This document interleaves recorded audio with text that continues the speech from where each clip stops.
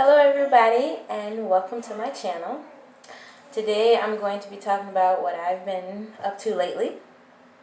I'll be talking about the gut and I'll be doing a head wrap. So I don't know if I'm going to put the head wrap on this video or I'll just do one right after I do this one, but anyway, so we'll be doing those three things. So what I've been up to lately, I have been researching a lot more about the mind. I've been going inward, healing, doing inner work, soul work, doing meditation. I've been fasting, and the fasting, I was always doing it anyway in church with my family, but the fasting that I'm doing now, I'm doing with a complete understanding of my gut having its own mind. And over the course of years, and I'm 34 now, just turned 34, so I did a fast similar to this before, but I didn't know what I know now. So when I did it before, I knew that I wanted to clean myself out of anything that wasn't helpful to my body. And I knew doing a liquid fast, I could do that and get all of that out of my system. So I went on one for 11 to 12 days. I can tell you that the defecation at one point was black, and that was at the, I want to say that was on the 8th day, like the 8th, no, I'm sorry, that was on the 4th day, because by the 8th day, there was nothing coming out but water, because that apple juice, I may have had a little bit of cranberry juice. I know I had some tea and honey. There was nothing else going in there, so it was just clean. It was to the point on the 8th day that I didn't even want food anymore. Like that gnawing hunger that you think you're going to have by that length of time. My body, when I would walk past food, it was almost disgusting. I didn't even want to get involved with food. Matter of fact, by the 11th day, I was skeptical of even coming off of it. I told myself, why don't I just keep going, because I'll be fine. The energy that came on me too between the 8th and the 11th day was incredible. I've never felt so rejuvenated, like I could just run, like, so it would be so easy for me to just in a blink of an eye hit a sprint. Like my whole body just felt amazing. And it actually took me about 5 days before I got back into just eating a meat. When I ate food, the food tastes delicious. It tastes like I had just ate it for the first time. My mind literally completely rewired itself to that. I was teaching my body. I had no idea that at this point I was teaching my body what it was going to do or take at this point. A strawberry just freshly picked off the vine tasted so sweet. Like I didn't need any sugar and all that stuff. I had got away from everything that you could think of. I had gotten to the point where I could take purple cabbage, just raw purple cabbage, put a little peanut butter on it, and I'd eat it. That was the most delicious thing to me. I didn't need anything else. If I did do a sandwich, it was some toasted wheat bread with tomatoes, lettuce, olive oil, salt and pepper, vegan mayonnaise, and that was just heaven. Oh, it was so on with some pickles. Yes, Clausen. So good. Like, that was it for me. But I got married, had a baby. My body went through all these changes and cravings for things that it hadn't been wanting in years. I had completely just gotten rid of the taste for a Rice Krispie treat. But when I was pregnant, Rice Krispie treats, I'm eating them, and I hadn't eaten them in like 4 years. Like, I had been progressing toward the point of doing this fast for a while, so I should have said that too. But chicken, fried chicken, greasy foods, I just didn't eat those things. But pregnant, breastfeeding, oh, I went hog wild. I had gained so much weight. To make a long story short, my daughter is now 2, and now I've gotten back to the side where I can get back control of how far out I've gone. So I've been doing baby steps throughout the past year with fasting, just trying to get to the point I gotten recently, like in the last 2 weeks. But that has been difficult. It was not easy because I've trained my gut to, this is what I want. This is what is delicious to me. This is normal to me. Don't take this from me. So I kind of created my own mini monster. But that all of that, it came to a head for me because the foods and my attitude. I had a lot of when you have a child, and I would tell this to any woman, you really need to just sit down with yourself and meditate. You need to do that. You need to do inner work. You need to go in and figure out what's happened, where you've gotten off key, what isn't like it should be anymore. You need to do that because the people around you that love you, you could possibly be hurting them. And for me, my husband, he dealt with so much with my cosmic metamorphosis. And I love him so much. But I had hit a lot of changes, and I had no idea, all those the great impact of having a kid and all of those things that come with it. I had no idea my body had went through so many changes. So that was another reason for me to get to the point where I've gotten with the fast and with what I know now. So fast forward to what I know now. Oh yes, this is my daughter's little head barrette thing. I got it for her the other day because she loves stars, and this morning we went to the park and I wore it for her so she could grab at it, and she just loves stars. So, but she doesn't want to wear it on her head. She wants me to wear it. So I was like, okay, baby, I can wear it for you, no problem. But okay, recently with what I've learned now, your stomach literally, how can I say, whatever I thought or think or you think or thought in your mind, it creates a chemical that your body takes, and your body creates that emotion. Okay, so if I, how can I say, if I was alone in my house for so many amount of days or something like that, just an example, and it was just me and my daughter, and I would begin to feel the overwhelming sense of you're alone, or you're by yourself, or someone's gonna hurt you, or these weird crazy things were just coming at me, and to the point where I could hear a sound. I had made this become real to me. So I would hear a sound and I think, oh God, what is that?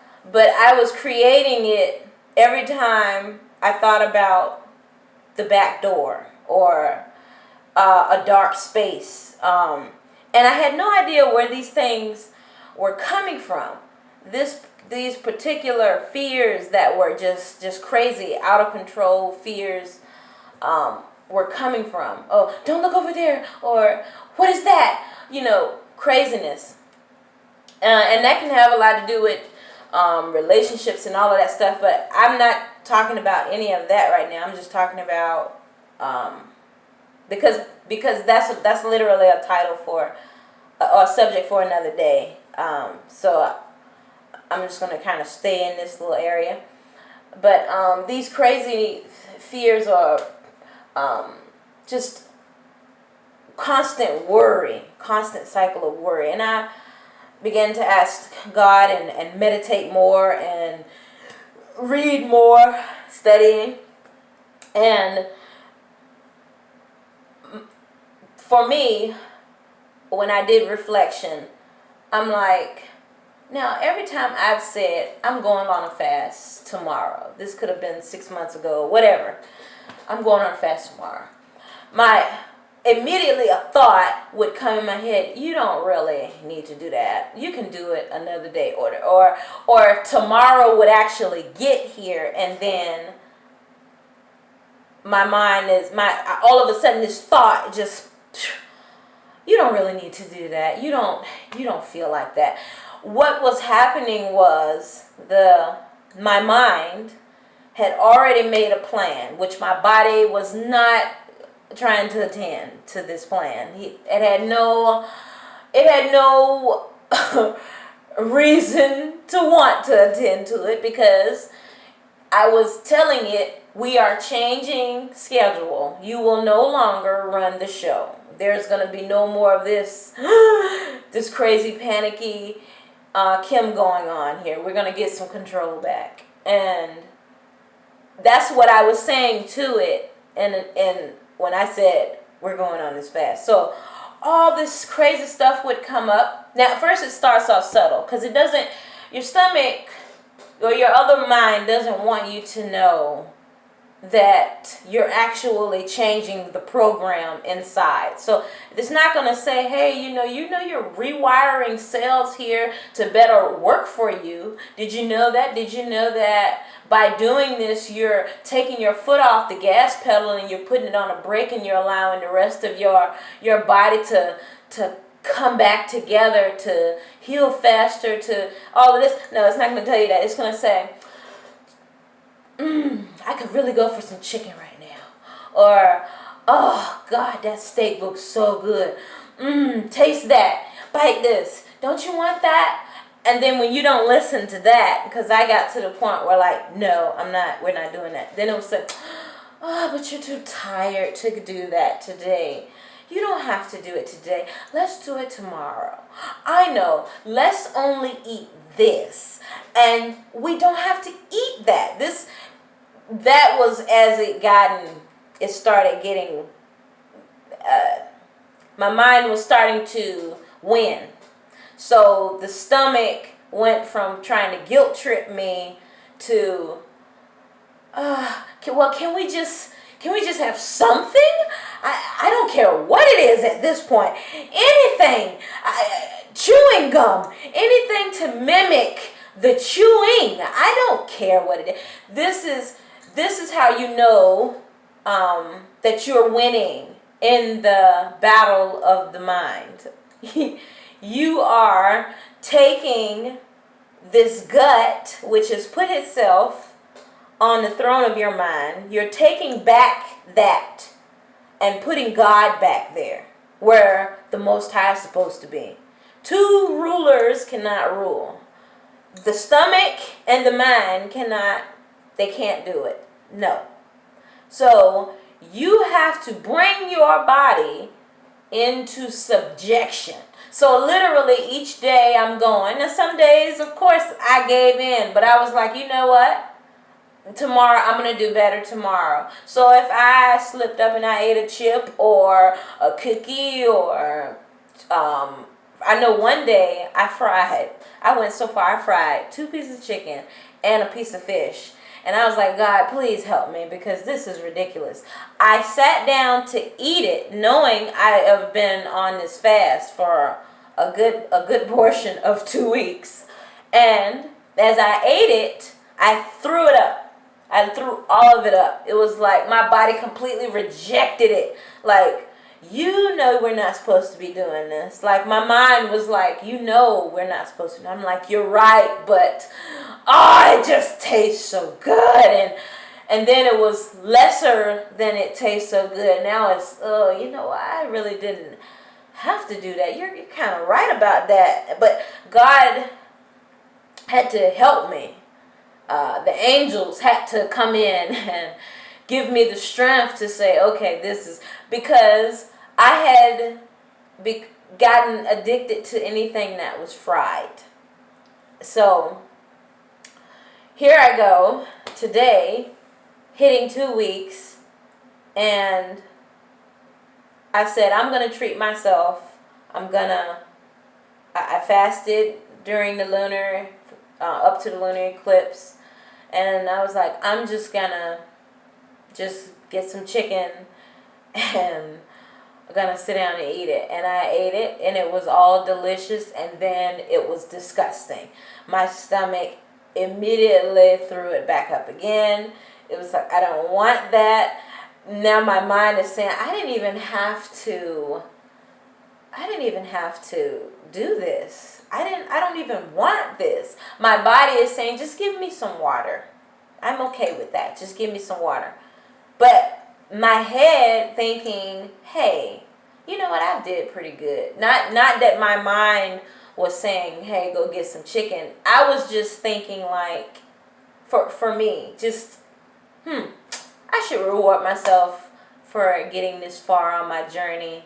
And no, it was a fail. So, yeah.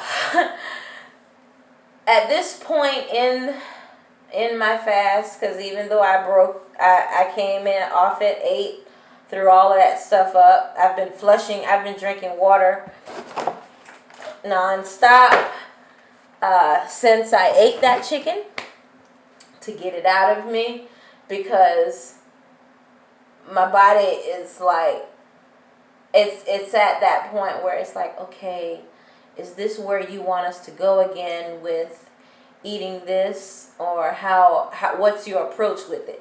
So right now, literally, that's the overall feel of myself now. It's what do you really want to do? So while I'm figuring that out, I'm just gonna hang tight, hang back, and just drink waters, my apple juices.